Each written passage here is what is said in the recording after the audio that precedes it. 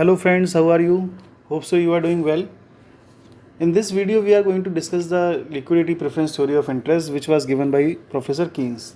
The basic idea was to determine rate of interest with demand and supply, which was given by the classical economists, and after that neoclassical economists modified the idea of demand with the loanable fund theory, and in this theory Professor Keynes further modified the demand for money with liquidity. He highlight the liquidity is the main factor to determine the rate of interest. He mentioned that money is the most liquid assets and people generally like to keep their assets in cash. Actually the liquidity we can understand with an example of gold. Gold can be converted in cash, you can say, in 4 to 5 hours. So you can say gold is liquid assets, and actually the cash which is in your pocket is the most liquid. It means when you convert, but how much amount you can keep in cash, this is the matter, this is a big issue. So you get converted it in some assets or also get deposited in bank. When you are get depositing it in bank, then instant availability of cash will not be available. Although you are using ATM, but you are just sacrificing your liquidity at a point of time. At instant, if you want, you will not be available with this liquidity of cash. That's why when you are sacrificing this, then Keynes considered that the reward should be paid in form of interest. See how it is mentioned. If they surrender their liquidity, they must be paid reward in form of interest. Actually, the matter is the sacrifice of liquidity, which can be considered to calculate the rate of interest. Further, Keynes mentioned that demand for money is for three purposes, which was one of transaction motive. If we take an example that you have rupees 25,000 and I told you to get FD, fixed deposit of these amount. I told you that get converted 25,000 in fixed deposit. Then the first thing you will say that I have needed of money for my daily transaction purpose, daily transaction motives. I need money. Then I'll ask you how much amount you need for daily transactions. Then you will told me that near about 10,000 is more than enough for my daily requirement of money. The daily requirement of money is the transaction motive, which you will always keep money with you, with yourself. You will maintain always liquidity. It depends, it is needed because you even don't know for which purpose you will be required of the money. So you will always keep that 10,000 rupees, which is for the purpose of transaction motive. So I will told you, okay, you have 25,000 and 10,000 is required for transaction motive. Then further the remaining amount of 15,000 get converted into fixed deposit. Then you will say no. It will not be you can say for other purpose. It is for the precautionary motive. The second motive is the precautionary motive. You want to keep that amount as reserves.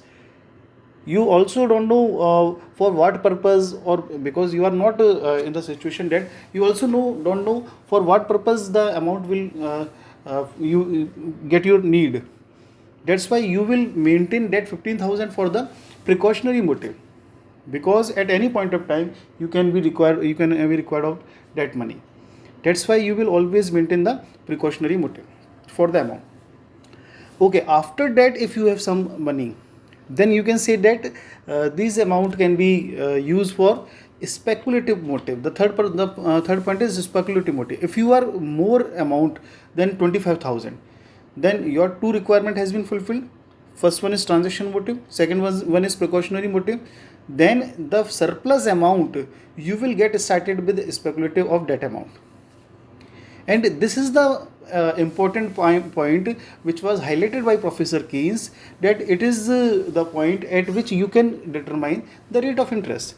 It is a significant point for the determining of the rate of interest, that is speculative motive, because you are just using that money for various speculation purpose, and Professor Keynes considered that the speculation motive of purchasing in regards of purchasing bond.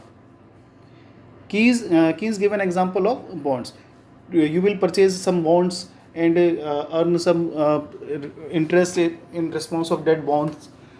So this is the main important point of speculative motive by which you can demand for further demand for money. And in this regards, you can say higher the rate of interest and lower be the liquidity preference. When will be the rate of interest will be high? Just suppose if you go to the bank and just ask what is the rate of interest.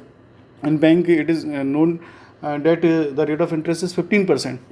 Then it is obvious that you will if you are urgent needed of money, then you will say, okay, I just needed of rupees 50,000. That is more than enough for me, because the cost of capital, cost of interest is very high, and I am only just need of money, which is more important.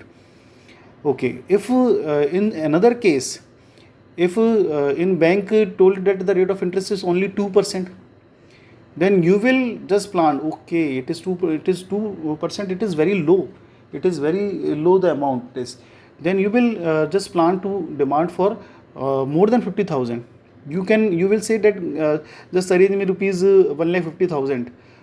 I will just invest rupees 1 lakh rupees in some business or some how anywhere, and earn a handsome amount of profit which could be more than 2%. Then you will just demand higher at very low rate of interest. This is the point which highlight higher the rate of interest, lower be the liquidity preference.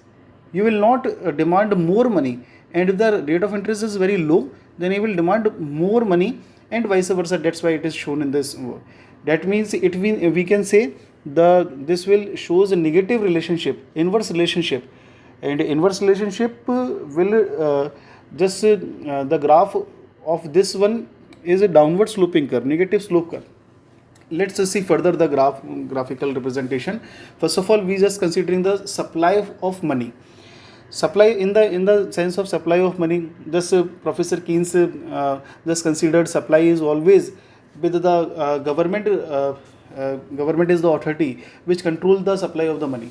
Supply of money is completely under the control of government. He mentioned, hence remains constant, because it is not the regular policy of the government that they change or they issue regularly issue the currency, regularly just printing the currency. It is not the normal policy of the government.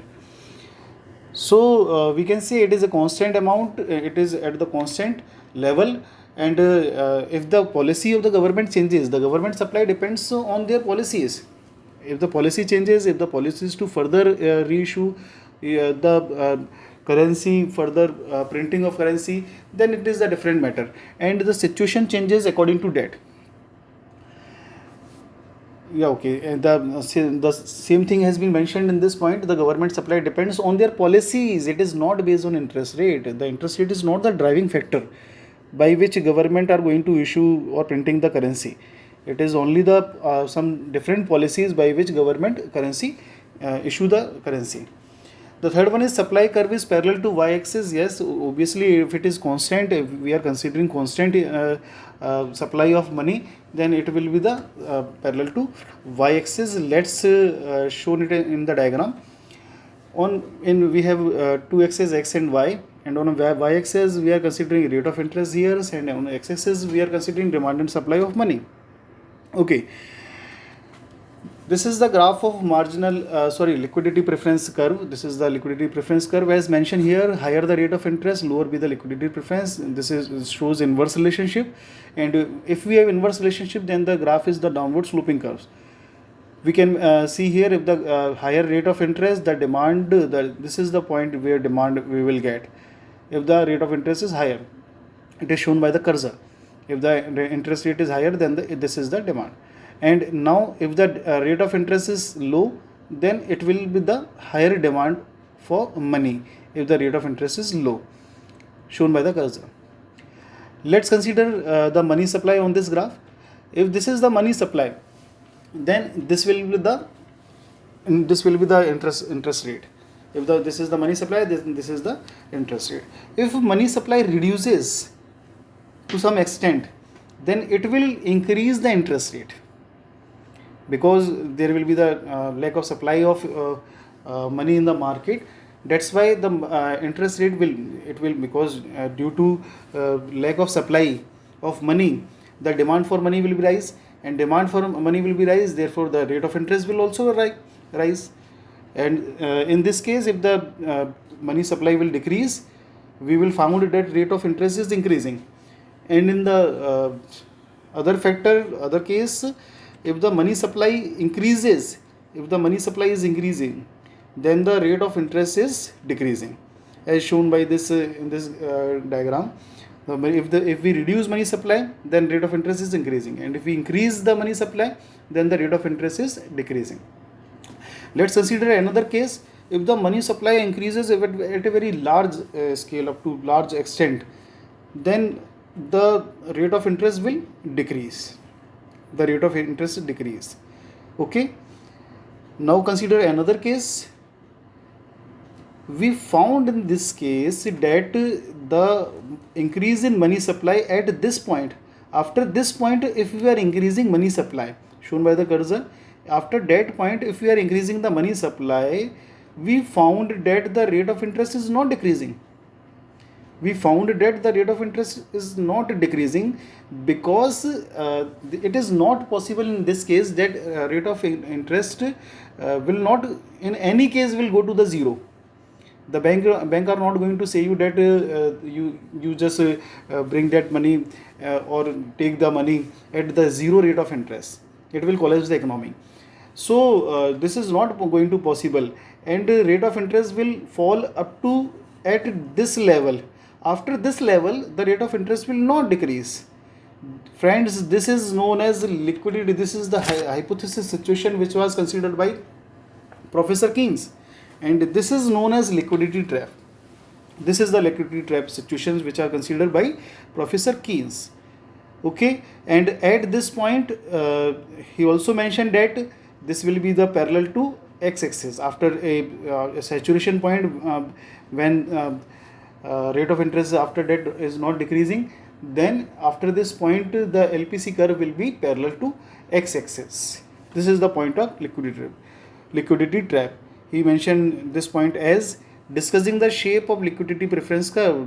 When he was discussing the shape of liquidity preference curve, Keynes gave the hypothesis.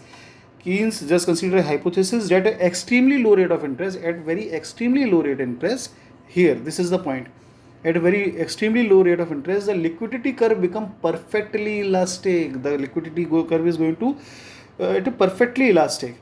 This will call liquidity trap. This is the situation of liquidity trap. So friends, this was our video on the topic of liquidity preference theory of interest. Hope so you will like it. If you really enjoyed, then please get subscribed and share the video. Thanks a lot for watching the video.